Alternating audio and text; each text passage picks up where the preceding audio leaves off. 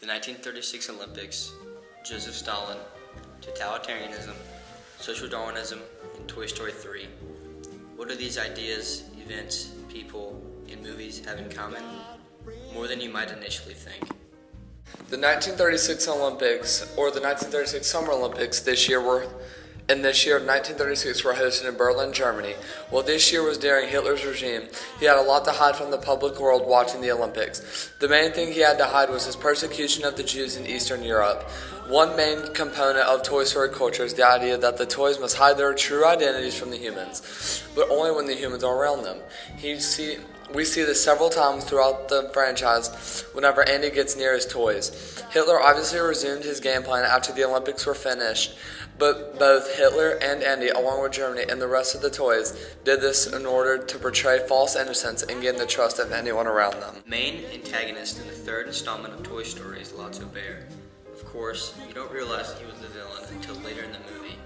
Joseph Stalin and the Communist Party were first seen as heroes and righteous leaders to the broken USSR. Joseph Stalin was involved in the Bolshevik Party as early as 12 years before the Russian Revolution of 1917.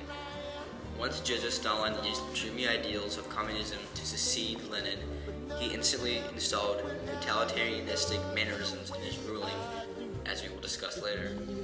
When Chuckles describes Lotso's backstory to Woody, we find out that Lotso was abandoned by Daisy.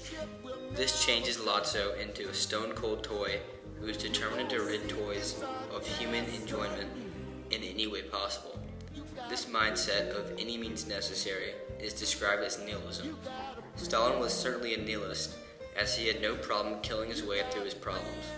Both Lotso and Stalin were rulers who portrayed their state as unified and equal places, when in reality, their societies had cutthroat caste systems and were as ruthless as humanly possible. Toy Story 3, there are many cases of blackmail or where someone threatens to do something when someone doesn't do a specific thing. In class, we learned about the tools of totalitarianism, and one specific tool that was displayed in this movie was gangsterism. In gangsterism, the main objective is to use fear or promise of violence towards someone in order to get what you want. When Buzz enters the vending machine and tries to get info about the Sunnyside Mafia, he gets caught and is tied down. But when he is stubborn, they wrap him up in the sock and they take him somewhere else. Social Darwinism. Arguably the most important theme throughout the soon-to-be quadrilogy is the fact that as kids grow up, they get tired of playing with toys. This is apparent in each movie. In Toy Story, Woody felt left out because kids stopped playing with cowboy toys, and space toys were the new hottest thing in the market. Because of this, it seemed as if Andy showed more affection towards Buzz than towards Woody. Toy Story 2, Jessie resents Emily because she grew out of toys and starts becoming a teenage girl. Emily leaves Jessie under a floor as we saw Emily doing makeup and presumably talking to boys on the phone. Emily's mom eventually takes Jessie into the country to give her away. In Toy Story 3, we see how Andy has grown up and that his toys have been in his toy box untouched for quite some time. While there's no real evidence of toys being able to die without being blown up, like in Toy Story 1 with Sid, the toys' main goal in life is to be played with. So not being played with makes their life pointless and miserable. The extremely similar idea of social Darwinism states that the fittest will survive and the ones left unadapted will die off. If you aren't constantly adapting and renovating, you will die, or in this case, be left in the attic.